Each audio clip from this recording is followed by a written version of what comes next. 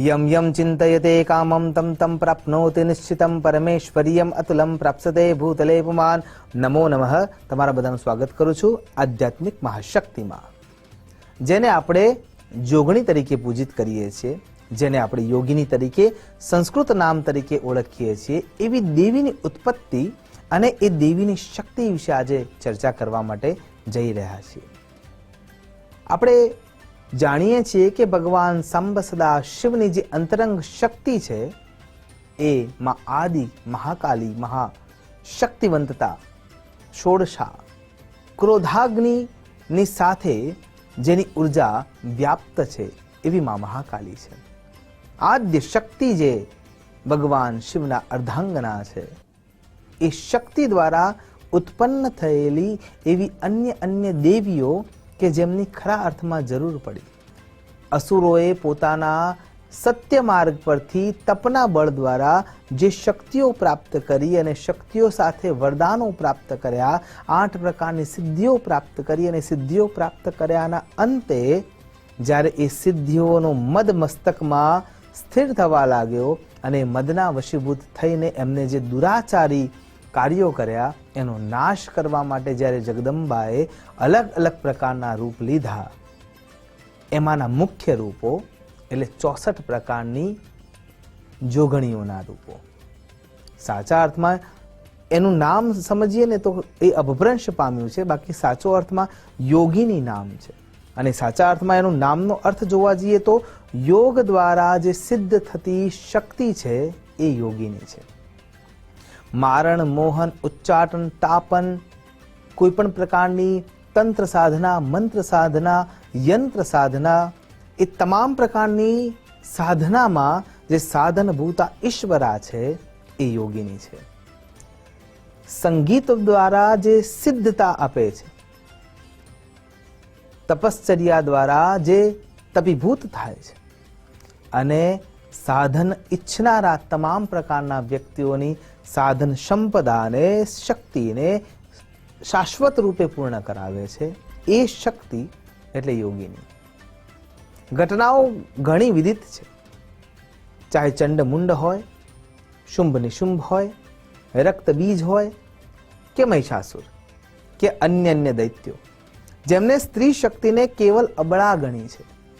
અને એ સમયના અર્થમાં જો વિચાર કરીએ તો અબળા, જેના અંદર બળ નથી, જેના અંદર શક્તિ નથી, એ સ્ત્રીને જેને નાકારા ગણી લીધી છે, એ સ્ત્રીની શક્તિ સબળા રૂપે પ્રગટ થાય છે, અને એનું જે મૂળ તત્વ છે એ યોગીની છે। યોગ સાધનાથી તપશ્ચિત થયા પછી જેને આપણે સાધ્ય કરી શકીએ છીએ એ યોગીની છે। પણ આ યોગીનીઓ 64ની સંખ્યામાં જોવા મળે છે। જો વિચાર કરીએ તો એક સંપૂર્ણ પુરુષના અંદર 32 પ્રકારની કલાઓ હોય છે, અને એક સંપૂર્ણ સ્ત્રીના અંદર પણ 32 પ્રકારની કલાઓ છુપાયેલી છે। અને એ પ્રમાણે જો ગણતરી કરીએ તો પણ 64 કલાઓથી જે યુક્ત છે, એટલે કે એક કલાની જે મર્મજ્ઞતાવાળી દેવી છે એ એક યોગણી છે। 64 પ્રકારની યોગિનીના અંદર જ્યારે આપણે વિચાર કરીએ તો શાસ્ત્રોમાં 4 પ્રકારની મુખ્ય યોગિનીઓ જોવા મળે છે, જેમાં વિશ્વદુર્ગાદી ચતુષ્ષષ્ટી યોગિનીઓ, ગજાનનાદિ ચતુષ્ષષ્ટી યોગિનીઓ, જયાદિ યોગિની અને દિવ્યાદિ યોગિની, આમ 4 પ્રકારના મુખ્ય ભાગ યોગિની દેવીઓના જોવા મળે છે।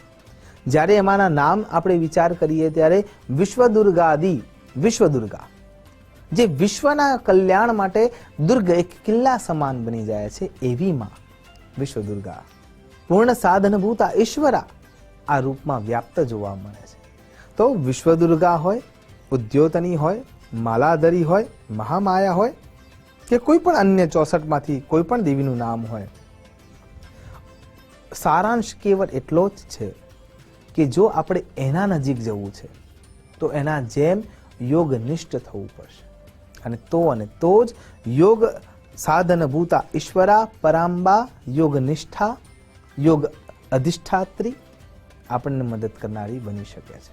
એ પ્રમાણે જેમ જેમ જરૂર પડી એમ માતાજી અલગ અલગ પ્રકારના રૂપ ધારણ કર્યા, અને એટલા માટે આપણે ત્યાં શબ્દશઃ શાસ્ત્રોમાં જે ઉલ્લેખમાં જગદંબાઓનો મળે છે એ સચોટ રૂપે આજે પણ વ્યાપ્ત થયેલો જોવા મળે છે।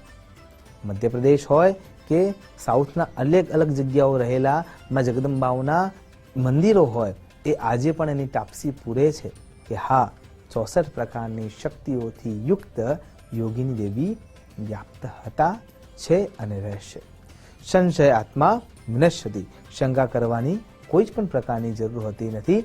યોગના આધારે યોગનિષ્ઠ થઈએ, સાધનને સિદ્ધ કરવા માટે મંત્ર સિદ્ધ કરીએ. એમકારી સૃષ્ટિ રૂપાએ રીમકારી પ્રતિપાલિકા ક્લિમકાલી કામરૂપિન્યે બીજ રૂપે નમોસ્તુતે. આ બીજ દ્વારા, બીજના મંત્રો દ્વારા ગુરુના સાનિધ્યમાં 64 પ્રકારની કલાઓમાંથી આપણે આપણી શક્તિઓને એકત્ર કરીને એ પ્રમાણની કલાઓ સાથે આપણી ઉર્જાને આત્મસાત કરી શકીએ.